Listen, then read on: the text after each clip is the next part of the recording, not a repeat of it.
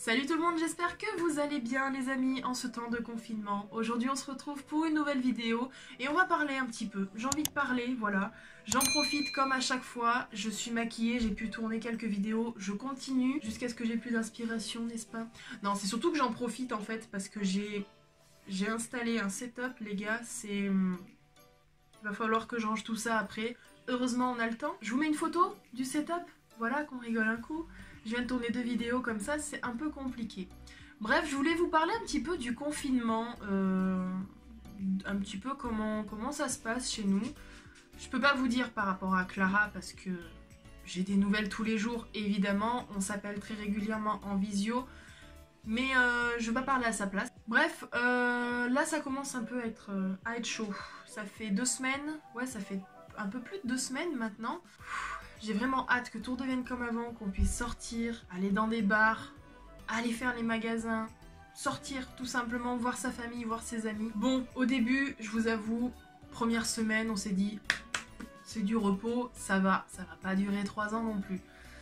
Malheureusement, à voir la connerie des gens, on a appris du coup que le confinement était prolongé jusqu'à mi-avril. Et là on a dit, waouh, ça va être un peu chaud quand même, mais bon. Il faut qu'on le fasse, ça fait partie du truc, il faut qu'on reste chez nous pour pouvoir stopper cette épidémie qui est mortelle. Bon, c'est bon, oui?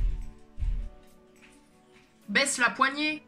Bon, après je me suis dit, vois le bon côté des choses. Tu es chez toi, tu vas pouvoir tourner des vidéos, tu vas pouvoir faire les montages tranquillement, tu vas pouvoir prendre soin de toi et prendre soin de ton corps. Donc, c'est pas une mauvaise chose. Alors, tourner des vidéos, oui, mais dans ce bordel, non, c'est pas possible. En tout, j'ai dû tourner peut-être, sans compter celles que je viens de tourner les 3, j'ai dû tourner que 2 vidéos en 2 semaines. Parce que c'est tout le temps, le bordel. Voilà. Papa et maman, je sais que vous regardez cette vidéo. Voilà. Non, parce que c'est... Je vis avec mes parents, c'est pas facile non plus, hein. J'ai pas mon intimité, voilà, je peux pas faire vraiment ce que je veux, même si je suis quand même contente d'être avec eux en cette période qui est quand même assez compliquée, qu'on peut pas avoir de nouvelles, enfin, qu'on peut pas voir nos proches tout simplement, je suis quand même contente d'être avec eux. Mais sur ces points-là, pour pouvoir tourner des vidéos ou avoir mon intimité, c'est pas possible. Donc voilà, tourner des vidéos, moyen. Faire les montages, ça, oui. Du coup, je prends le temps de faire des montages qui sont quand même un petit peu mieux que ceux que j'ai pu faire avant. J'essaie de rythmer un peu plus mes vidéos, j'essaie de prendre le temps de faire les montages correctement. Donc, sur ce point-là, ok. Prendre soin de moi, pas tellement. En fait, c'est tout con, mais je suis fainéante. Je suis fainéante, donc du coup, quand je suis posée dans mon lit, j'ai envie de faire rien.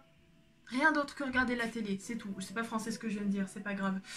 Voilà, j'ai envie de rien faire de plus. J'ai pas envie de me lever, de mettre de la crème, du machin, de bidule. Pourtant, ça me ferait tellement du bien à ma peau et même à moi. Ça me détendrait un petit peu.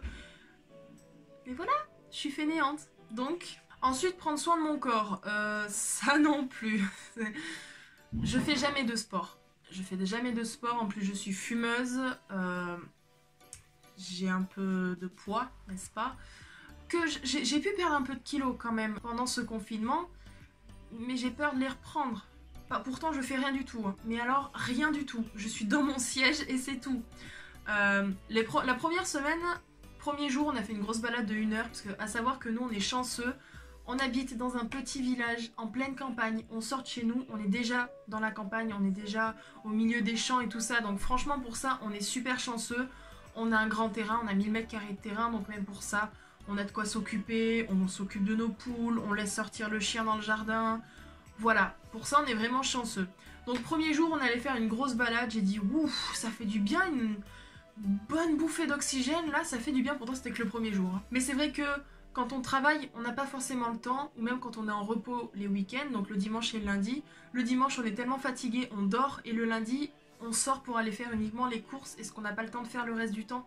Donc on profite pas vraiment de se promener, on profite pas vraiment de nos repos. Là du coup, premier jour, on s'est dit on fait une grosse balade, on amène le chien, ça va nous faire du bien, et il faut qu'on s'y tienne. Je crois que le 3e jour du confinement, j'ai dit écoute, moi j'ai envie de faire du vélo, on a un vélo, on a la possibilité de faire du vélo dehors sans forcément croiser d'autres personnes, sans forcément avoir de soucis de se faire contrôler ou quoi que ce soit. J'ai envie de faire du vélo. mauvaise idée. Très très très mauvaise idée pour quelqu'un qui n'est pas sportif et qui n'a pas fait de vélo depuis plus de 2 ans. À pied, on a mis 1 heure pour faire la balade. En vélo, on est censé mettre moins de temps, évidemment. J'ai l'impression que j'ai mis 2 fois plus de temps en fait. Je sentais que mon corps était fatigué, mais tellement fatigué de tout. Je sais pas, En plus, vu que mon père était venu avec moi, à la base je voulais y aller seule, il a dit bah je viens. J'ai dit écoute, ça va lui faire du bien aussi, il a envie de faire du vélo avec moi, je vais pas dire non. Mais c'était une mauvaise idée dans le sens en fait où dès que j'ai quelqu'un avec moi, je ne prends pas le temps. Je ne vais pas à mon rythme, j'essaie toujours d'être à côté de cette personne. Mais même en voiture c'est pareil, dès que j'ai mon père ou ma soeur qui est devant, je suis obligée de rouler vite pour rester au plus proche de leur voiture. C'est pas une compétition, c'est juste que je sais pas, j'ai l'impression que j'ai besoin de pas m'éloigner en fait quand je suis pas toute seule. Peu importe qui c'est, hein, que ce soit ma soeur, mes parents, des amis ou qui que ce soit, ça a toujours été comme ça et c'est encore comme ça maintenant. Donc du coup, le vélo, je l'ai subi plus qu'autre chose. Au bout de 10 minutes, les jambes me brûlaient, le cœur qui s'accélérait, parce qu'en plus vu que je fume, évidemment que c'est compliqué, hein, niveau respiration et tout ça. Le cœur qui s'accélère, les jambes qui brûlent, comme je vous ai dit, c'est... J'ai dit, écoute, moi je fais une pause, j'en peux plus, j'y arrive pas. Pourtant, je voulais vraiment prendre mon temps, ne pas m'arrêter, ou alors m'arrêter le moins possible, et pouvoir faire ma petite balade en vélo tranquillement, sans en pâtir. Et au final, c'est ce qui s'est passé, j'en ai pâti totalement. J'ai dû faire 15 pauses, au moins. À la fin, j'ai dit à mon père, m'attends plus, fonce, rentre, vas-y.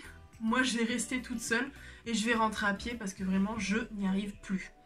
Et je pense que c'était une grosse erreur d'y aller avec lui. Je pense que la prochaine fois, j'irai toute seule pour voir vraiment si c'est ça qui m'a le plus crevé. Je sais pas. Mais j'ai mal vécu cette journée parce qu'autant vous dire, le lendemain, les courbatures aux jambes. Mais pour ceux qui font du vélo avec une selle de merde, vous le savez, mal au cul les gars.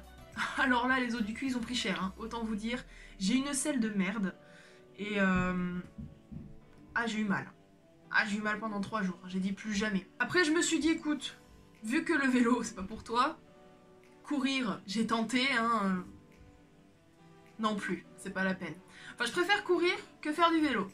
C'est con, hein, mais je préfère courir que faire du vélo. Pourtant, les deux sont très bons pour le corps. Hein. Donc, du coup, j'ai dit, abandonne le sport en extérieur, c'est pas la peine. Fais-y chez toi, fais du sport chez toi. Je suis fainéante. Dès que je commence quelque chose, je n'arrête pas. Donc, ordinateur ou télé. Voilà. Donc, je fais rien du tout, actuellement. Mais j'ai quand même perdu du poids, je suis quand même contente. Dans le sens où je ne mange pas beaucoup. Cette période de confinement, en fait, m'a fait prendre je vais pas dire un rythme pour la nourriture, mais je mange moins dans le sens où j'ai pas d'activité et j'ai pas forcément le moral. Donc du coup, j'ai pas très faim. Je mange par petites doses pour avoir quand même quelque chose dans le ventre, mais je mange pas trop non plus. Évidemment, à des moments, j'ai des petites dalles, hein. J'ai quand même ma petite réserve de nourriture, mais je la touche pas trop. En fait, à chaque fois que je commence à grignoter, j'ai plus faim. Par exemple, j'ai des Maltesers, vous savez les boules Maltesers là. Je prends 3 boules Maltesers, j'ai déjà plus faim. Donc je me dis au final, c'est pas plus mal si ça me permet d'arrêter de grignoter et de ralentir un peu la nourriture, parce que je suis une grosse mangeuse de ce que j'aime en fait. Dès qu'on me fait des pâtes, je peux y retourner 3 à 4 fois. C'est pas bon. C'est pas bon du tout. Et là du coup, voilà, je mange en petite quantité, je mange pas beaucoup. C'est peut-être pour ça aussi que j'ai perdu du poids. Et puis je suis très contente. Maintenant j'espère ne pas les reprendre ces kilos, parce que j'aimerais encore descendre un petit peu. Je suis presque à mon objectif, donc je suis contente. En ce qui concerne le moral, première semaine ça allait, deuxième semaine autant vous dire j'avais le moral à 0, je pouvais pas voir ma soeur, j'en avais plein de cul. Autant vous dire que voilà, voir toujours les mêmes personnes, voir toujours le même environnement. Je pense que vous êtes tous dans le même cas, mais c'est pas drôle quoi. C'est pas marrant du tout, donc forcément que le moral n'y est pas. Encore je serai en confinement avec ma soeur, je me dis c'est pas grave, même si je m'inquiéterais pour mes parents ou voilà. Mais là vraiment, je veux pas dire que c'est invivable, j'aime mes parents plus que tout au monde, je sais qu'en plus mon père regardera cette vidéo parce qu'il est abonné à notre chaîne et il regarde souvent nos vidéos. Mais voilà, c'est pas contre eux, mais j'ai envie de voir d'autres personnes, évidemment, comme tout le monde, comme tout le monde.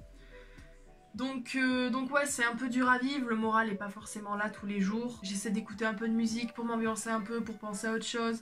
J'essaie de m'occuper un petit peu, comme vous pouvez voir, j'ai pu ranger ma chambre parce que je peux pas recevoir mes meubles, donc du coup j'ai dû faire comme j'ai pu, et voilà, j'ai quand même pu sortir mes figurines, c'est déjà pas mal. J'ai pu ranger comme je le voulais, donc voilà, j'ai pu m'occuper comme j'ai pu. Voilà pour ça. Là, on est à la 3e semaine, je crois. Et on a encore jusqu'au 15 avril. Moi, je pense qu'on en a pour plus encore. C'est trop beau pour être vrai, s'il nous reste que 2 semaines, c'est pas possible. Alors, je me dis d'un autre côté, faut voir le positif, les gars. Faut vraiment voir le positif dans tout ça. Ça nous repose. Pour ceux qui ont des métiers qui sont assez chauds, assez physiques, ça nous repose. Nous, on va reprendre le travail, on va attaquer direct la terrasse, et là, c'est bon pour jusqu'aux vacances. Hein. Habituellement, on travaille de décembre à août, non-stop, sans pause, et je peux vous dire que c'est épuisant, autant moralement que physiquement, parce que moralement, enfin psychologiquement du moins, on ne se supporte plus. On ne supporte plus personne au boulot, on fait que s'engueuler, même avec Clara, hein, on s'engueule tout le temps dans cette période-là. Là, je me dis, écoute, tu vas reprendre au mois de... Allez, on va dire au mois de mai, pour être... Voilà. Mai, juin, juillet, août. Ça nous fera 4 mois. Au lieu de décembre, janvier, février, mars, avril, mai, juin, juillet, août. Au lieu de 8. La moitié, quoi. Donc, positif, on se sera reposé pour attaquer l'été convenablement au travail. Point positif aussi, pour YouTube, du coup je peux tourner des vidéos, je peux monter les vidéos quand je veux. Si j'ai pas envie de le faire le matin, je le fais l'après-midi. Si j'ai pas envie l'après-midi, je le fais le soir. Voilà, j'essaie vraiment de tirer le positif de tout ça, même si c'est dur. Ça doit être... Il n'y a pas que moi dans ce cas-là, hein. C'est dur pour tout le monde, je pense. Mais il faut qu'on tienne le coup, il faut qu'on arrive à respecter ces règles pour s'en sortir, vraiment pour en sortir vainqueur de cette épidémie.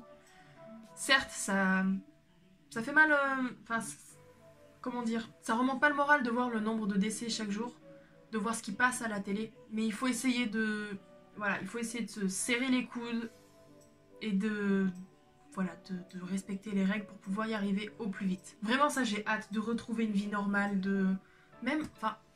travailler oui et non, parce qu'il y a des gens que j'ai pas forcément envie de revoir, mais même d'avoir une activité physique par rapport au travail, de pouvoir le lundi sortir, se dire j'ai envie d'aller à Action, je vais aller dépenser, je vais aller acheter des fringues, je vais aller faire ça, je vais faire ça, sans avoir à se méfier de chaque personne à côté de soi qui passe, parce que j'ai déjà fait les courses pendant ce confinement, c'est pesant, c'est très très pesant comme ambiance. Il y en a qui respectent pas les règles, il y en a qui sont à côté de toi, qui font la queue. Moi évidemment j'essaie de me décaler au maximum pour avoir au moins le mètre de sécurité. Il y en a qui respectent pas les règles, il y en a qui parlent pas surtout, c'est ça qui est pesant, c'est que personne parle. Tout le monde se regarde en se disant attention. C'est pesant comme situation, comme ambiance. Là je parle pour les courses, hein. Il n'y a plus rien dans les rayons. Il n'y a rien dans les rayons, c'est incroyable. Nous on a fait les gros lots. On est allé à Cora, on a fait, il y a souvent les gros lots, donc c'est souvent des gros volumes. C'est pour ça qu'on a pu se faire, entre guillemets, une réserve.